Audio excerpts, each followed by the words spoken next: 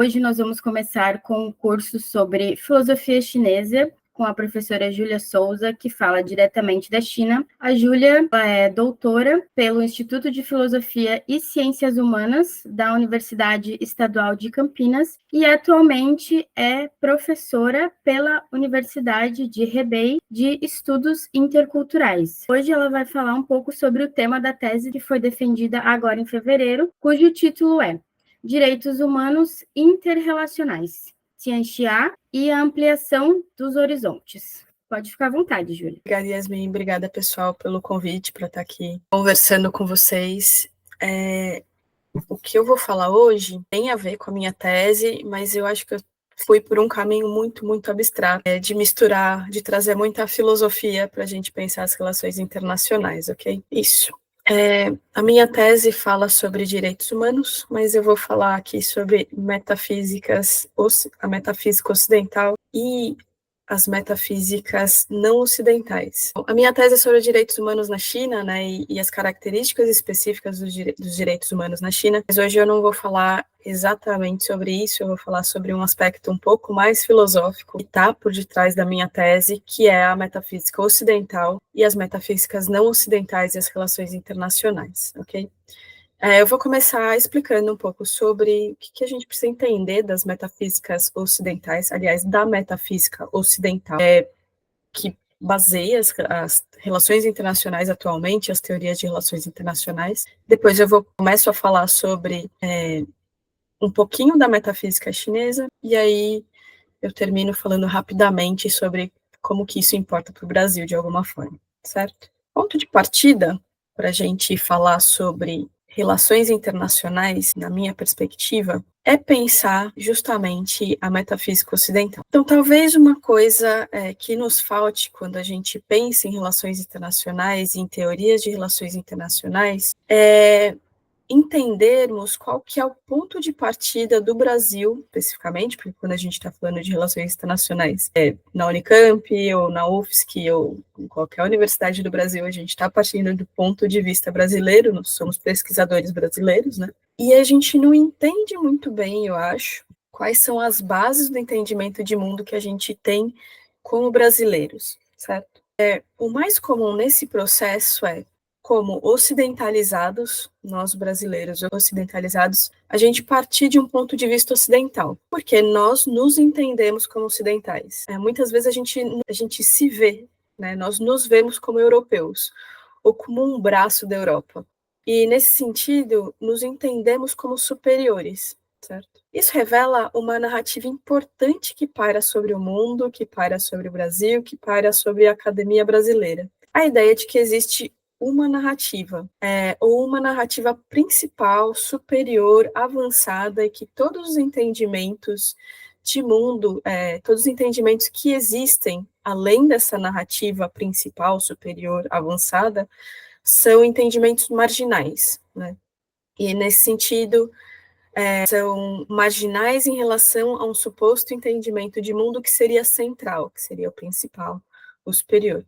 Então, essas outras narrativas, elas, como marginais, elas são vistas como curiosidades, como exóticas, ou até como café com leite, né? Elas não estão valendo de verdade, elas são só uma curiosidade.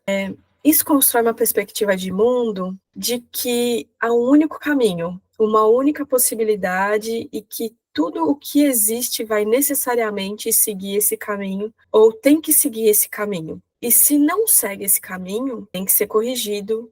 As diferenças, elas têm que ser corrigidas. Porque o que quer que seja diferente, né, é visto de alguma forma como errado.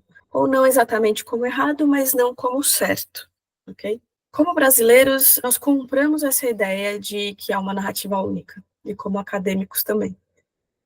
E vale ver mais sobre o tema, vale ver mais sobre esse tema da narrativa única a partir do livro e das falas da Chimamanda Adichie. Ela tem um livro justamente sobre os perigos ou os problemas da narrativa única, e ela tem um TED Talk sobre isso, que vale a pena assistir. De todo modo, essa narrativa está inserida em uma forma específica de ver o mundo, ela está inserida em uma metafísica específica. E aí, por metafísica,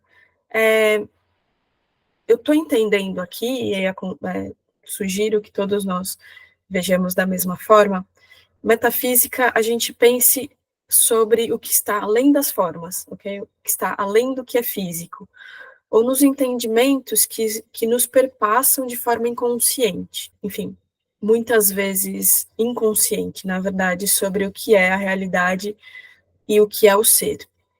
Então, lembrando, esse conceitozinho filosófico, ele vai tratar justamente sobre os estudos a respeito do que é a realidade, ou os estudos a respeito do ser, né? Então, aí, um outro conceitozinho, que é um pequeno palavrão da filosofia, que é a ontologia, está conectado com a metafísica, né?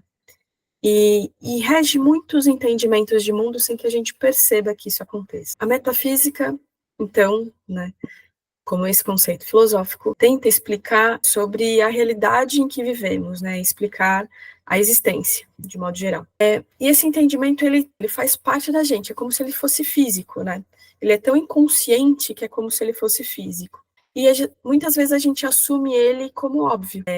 A gente pensa que todo mundo no mundo pensa como nós, vê o mundo como nós vemos, e não é bem assim. De todo modo, o que é esse entendimento? Vamos tentar trazer um pouco dele à luz e tomar consciência sobre as formas como entendemos o mundo. Essa metafísica que faz parte da nossa concepção de realidade, de existência, de ser, é uma metafísica que se organiza em 3 partes básicas. Ela é teleológica, ela é individualista e ela é substancialista. E o que isso significa? Nós pensamos que o mundo tem um começo e tem um fim. A teoria do Big Bang está aí, por exemplo, nesse sentido. Ou então, o Gênesis e o Apocalipse. Então, significa também que, dentro dessa perspectiva, tudo que acontece entre esse começo e esse fim acontece de uma forma única, né, em uma única direção. É como se houvesse uma linha reta e única da história. E aí, estou frisando esse único aqui por um motivo específico. De todo modo, daí vem a observação de que a metafísica que a gente conhece, que a gente entende, que a gente entende como única, é uma metafísica teleológica, ok? E essa metafísica é uma metafísica teleológica, porque ela tem um sentido único, ok? Ela entende o mundo e a história do mundo a partir de um sentido único. Mas eu também disse que ela é individualista. Isso significa que essa metafísica entende que todas as partes do mundo, todas as entidades do mundo, todas as coisas que compõem o mundo são separadas, estão separadas, como se fossem átomos indivisíveis, distantes entre si e sem conexões com outras partes do mundo, sem conexões com esses outros átomos, ok? Sem conexões com as outras entidades que fazem parte do mundo. Essas partes separadas, elas, no máximo, escolhem se associar a outras partes, né? E formar organizações ou formar grupos. E, assim, dentro dessa perspectiva, as pessoas, sendo indivíduos atomizados também, e separados, formam uma sociedade de organizações em que as pessoas individualmente se identificam com determinadas ideias ou valores e se reúnem em grupos específicos.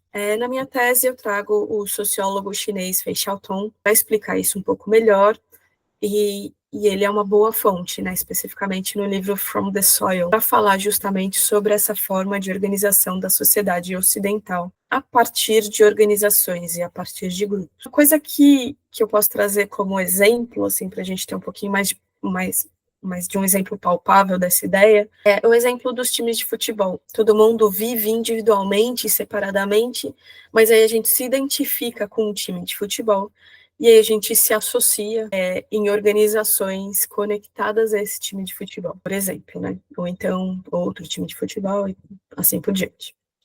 Então aqui a gente observa que é um entendimento de mundo que explica a realidade a partir de um ponto de vista teleológico e individualista. Está faltando o ponto de vista substancialista, né? O que isso quer dizer? Substancialista ou essencialista, ok? São termos mais específicos da filosofia também. Isso significa que essa metafísica, que é substancialista, ela se baseia na ideia de que as entidades do mundo, ou os seres que compõem o mundo, são seres fixos e imutáveis. Para entender isso, a língua portuguesa nos ajuda muito, porque a gente tem 2 verbos que dão exemplos importantes dessa ideia. o verbo ser e o verbo estar. Então, por exemplo, quando eu falo que alguém é bonito, e eu uso o verbo ser, a ideia é de que essa pessoa é sempre bonita. Que isso é um fato, que não muda, ok? Mas, quando eu falo que essa pessoa está bonita, é uma coisa momentânea. Eu estou falando de uma coisa momentânea. Uma coisa que não é comum. Tanto que, né, a gente até entende que é um pouquinho desrespeitoso falar que alguém está bonito. A gente até que tem que adicionar, né? Nossa, você está mais bonito hoje, para não ser um treco que pareça desrespeitoso. Então, com isso, o verbo ser, ele nos dá uma indicação da essência de algo, da substância que compõe esse algo. Indica que essa essência ou substância não muda. A pessoa que ela é bonita, ela é bonita. Se ela é legal, ela é legal. Se ela é inteligente, é isso, é a característica imutável dessa pessoa. É uma característica física que define, no caso, né, desse exemplo, as pessoas, mas a gente entende que todas as coisas do mundo, a metafísica substancialista, quer dizer, entende que todas as coisas do mundo, elas são formadas por características fixas e imutáveis. E ela explica definitivamente aquele ser sobre o qual estamos falando, ok? A essência ou a substância explicam definitivamente aquele ser sobre o qual estamos falando.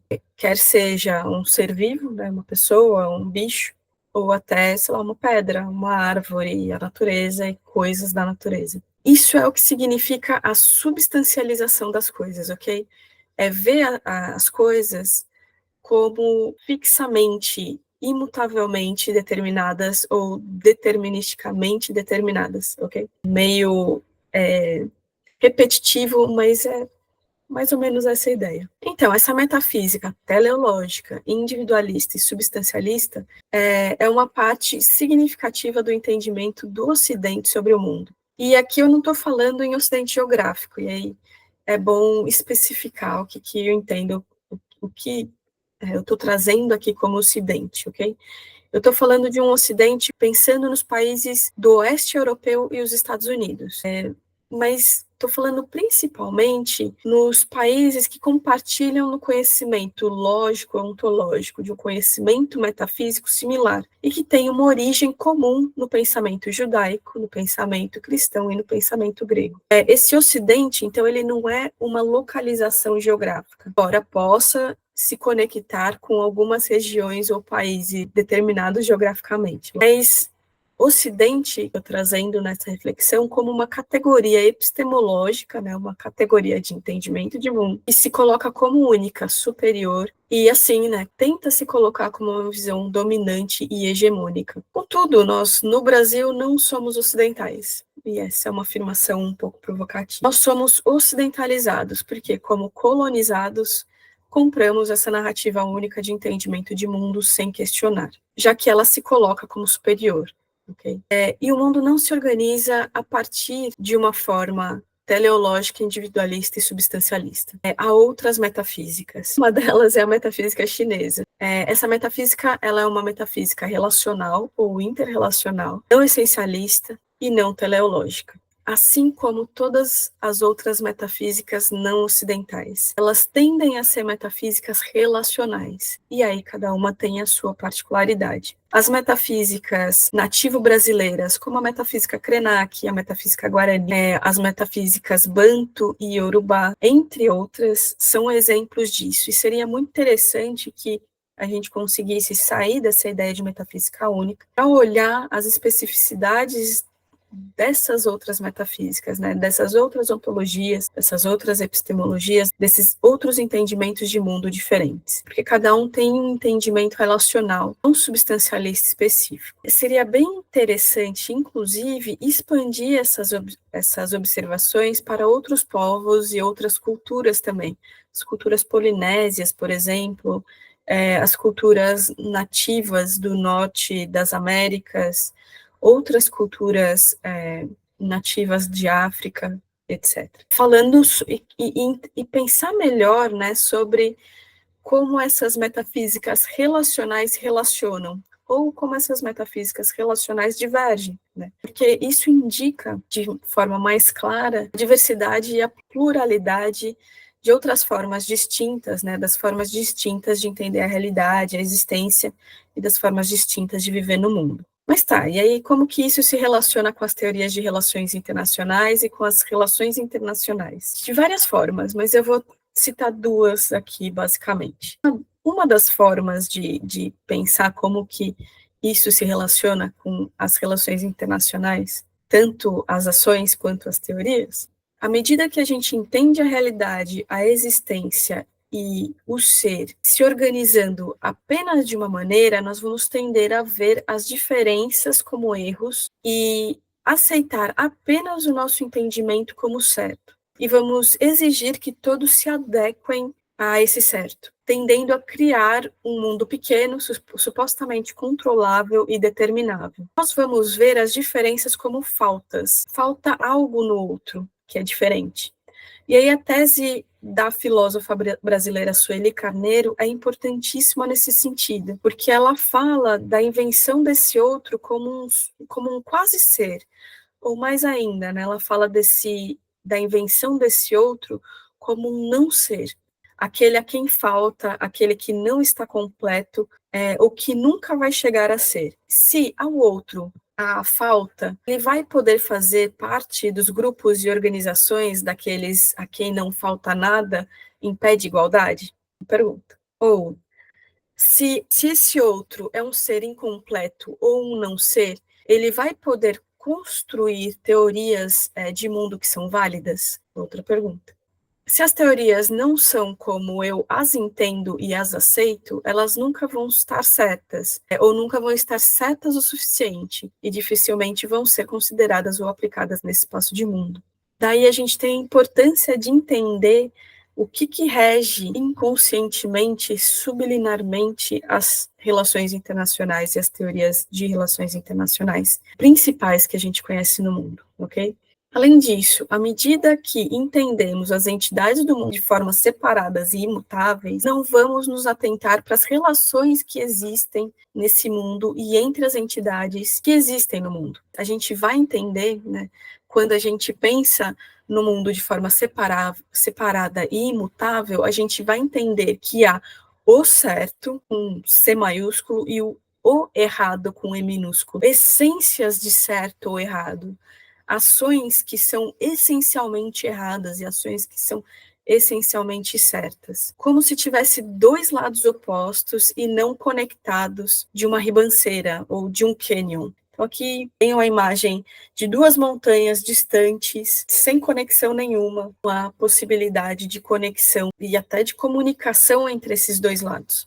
Quando a gente pensa no mundo formado por entidades separadas e imutáveis. A gente vai entender que há separações estanques entre eu e o outro, e a gente vai focar nas separações. E a gente vai tender, na verdade, a não construir um mundo de relações, mas apenas um mundo de organizações em que aqueles que pensam e são como eu são meus amigos, e aqueles que não pensam como eu e são diferentes de mim, são meus inimigos. Mas, em um mundo em que diferentes metafísicas são vistas e incluídas, pode existir uma ampliação de horizontes conceituais, e com isso, das possibilidades de análise dos eventos, das possibilidades de análise dos fenômenos, e da criação de soluções diferentes para qualquer problema que surge.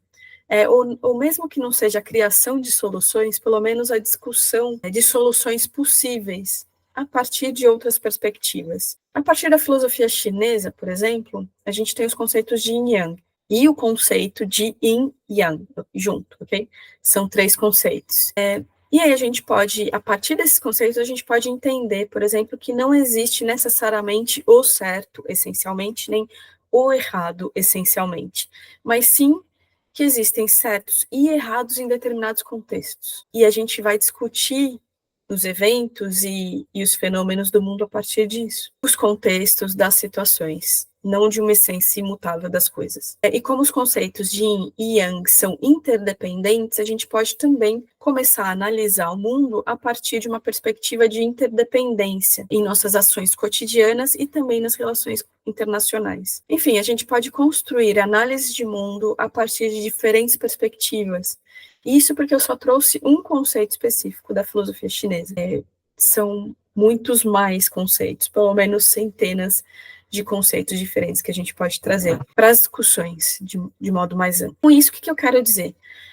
Eu quero dizer que é importante olharmos para as relações internacionais, mas principalmente para as teorias de relações internacionais atualmente, e principalmente as teorias mais analisadas e as mais estudadas, considerando o cenário metafísico ocidental, tentando entender que essas teorias e que as ações das relações internacionais são baseadas nessa metafísica ocidental, com direcionamento teleológico, individualista e substancialista. Já tem teorias importantes que criticam o fato de essas teorias terem um direcionamento de RI centrados nas perspectivas europeias e estadunidenses e questiona, né, esses direcionamentos e tenta abrir espaço para isso, para outras perspectivas, na verdade, né, e para os questionamentos dessa perspectiva única.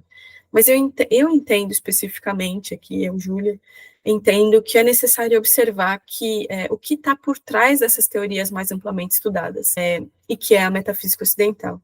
E eu entendo também que é importante olhar para essas outras metafísicas, para conseguir construir essas outras teorias, entendendo o que está regendo, o que está baseando essas outras teorias. E deixar mais claro os direcionamentos que a gente quer para as ações e para o mundo, ok? Afinal de contas, quando a gente está pensando em teoria, a gente está ou indo para um caminho que é tentar explicar o mundo, ou ir para um caminho de tentar criar soluções para algumas questões do mundo. A metafísica chinesa, ela pode ser vista, por exemplo, nas relações internacionais chinesas atuais.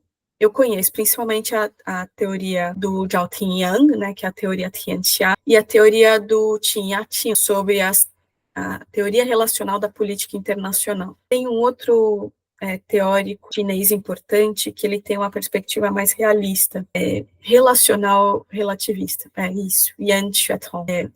Ele tem uma perspectiva mais relativista, né, das relações, relativista não, ele tem uma perspectiva mais realista, desculpa, das relações internacionais, mas ainda assim está dentro dessa metafísica chinesa, que é a metafísica que eu estou chamando de interrelacional. Essa metafísica a gente pode entender também como quase uma oposição à metafísica ocidental, já que ela se baseia numa perspectiva de mundo que tem a interrelacionalidade e a mutabilidade das coisas como um centro. É diferente da metafísica ocidental, certo? Como eu falei antes. Isso significa que a metafísica chinesa, ela não vê os seres e as entidades do mundo como atomizados, como indivíduos atômicos, mas sim em relações constantes e entre si e com toda a existência, em um padrão que lembra um pouco uma teia de aranha. E aí, no livro principal do Qin Yating, ele traz essas duas imagens, essa imagem aqui das relações de mundo dentro dessa perspectiva interrelacional. Mas, né, como as relações elas não se dão apenas em uma única dimensão, e elas constituem um direcionamento para a interrelacionalidade, a gente tem essa imagem aqui, ok? Então, essa imagem, ela indica um círculo relacional, mas pensando que, por exemplo, o que explica esses círculos relacionais? Nesses círculos relacionais, a gente tem indivíduos, a gente tem seres conectados a outros seres. Vamos pensar em pessoas, porque isso facilita um pouco as coisas. E aí eu posso pensar em mim, aqui, no centro do meu círculo relacional, conectada a Yasmin, por exemplo. E aí conectada também com outros colegas de trabalho. O Carlos, o Matheus, o João, e também a minha família, com quem eu me conecto, e outras pessoas também, certo? Mas aí, por exemplo, a Yasmin, ela tem outras relações. E ela está, inclusive, me colocando agora em contato com outras relações, com outras pessoas. E aí, nesse contato com ela, o meu círculo relacional entra em contato com o círculo relacional da Yasmin. E isso vai aumentando cada vez mais, certo? E a gente ainda tem um terceiro círculo relacional interconectado, interrelacionado. E aí, por isso que eu digo que a metafísica chinesa ela não é só uma metafísica relacional, mas ela é uma metafísica interrelacional. Ela indica o entendimento de mundo como um mundo interrelacional. Okay? Além disso, essas relações e o que explica o mundo, isso não existe de uma forma linear, né? De uma forma a partir de uma dimensão única e linear, e não se dá de forma fixa. Está sempre mudando, está sempre se ajustando, aproximando, distanciando, contraindo, retraindo, expandindo, certo? Então, por exemplo, agora, neste momento, a Yasmin está num círculo relacional próximo a mim.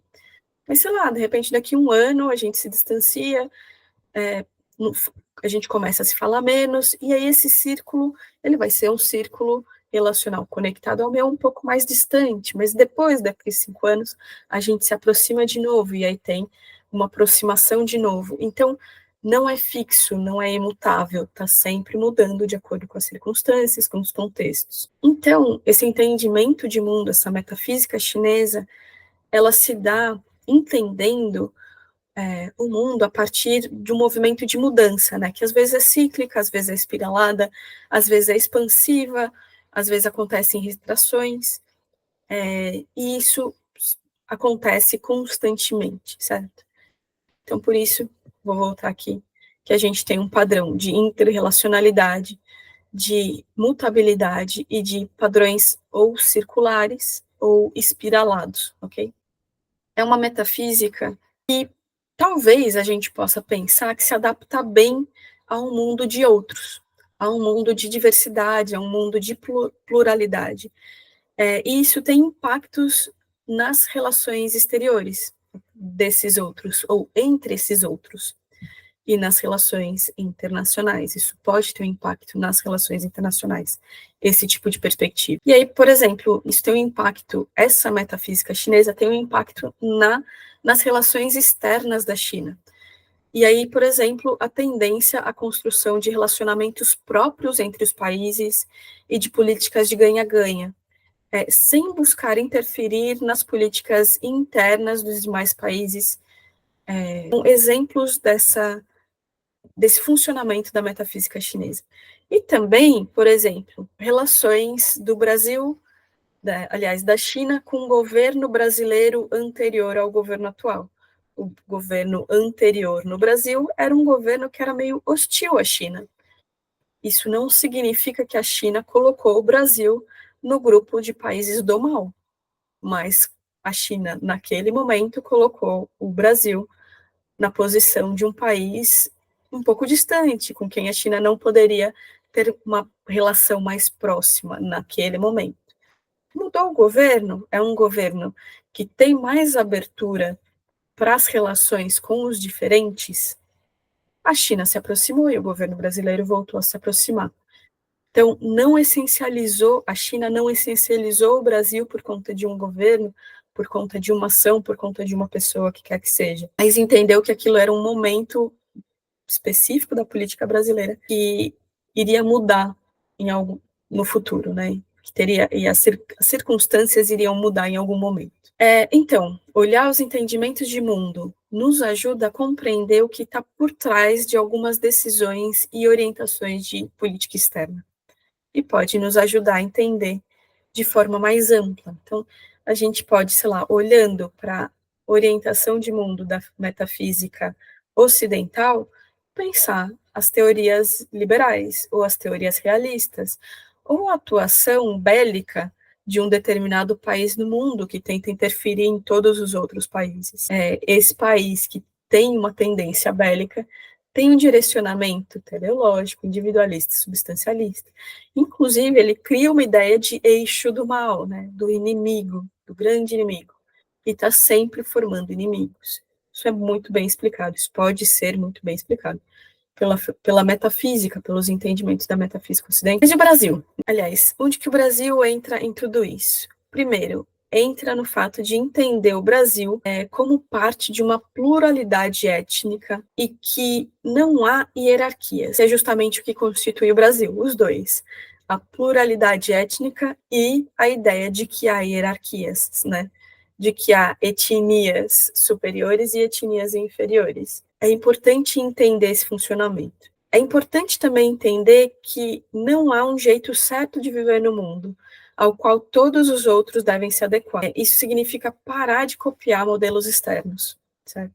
E segundo, tentando entender que a cultura brasileira é uma mistura de diversidades e tem composto a sua história, e não se adequa à metafísica ocidental, mesmo que violentamente tente fazer isso com bastante constância. Então é importante ter esse direcionamento também, para a gente pensar como que o Brasil entra nessa reflexão sobre metafísica. É importante pensar que a mistura, a pluralidade, faz com que a sociedade brasileira seja também uma sociedade interrelacional, não só relacional, com características próprias. E aí, como que é essa interrelacionalidade brasileira? Como que ela se dá? E aí, cabe a nós compreender isso com mais clareza, com mais detalhe, e criarmos direcionamentos de política externa que se adequem a essas características. Ou, se não for criar direcionamento de política externa, talvez, a partir da interrelacionalidade brasileira, a gente consiga explicar os direcionamentos já existentes das políticas externas brasileiras. A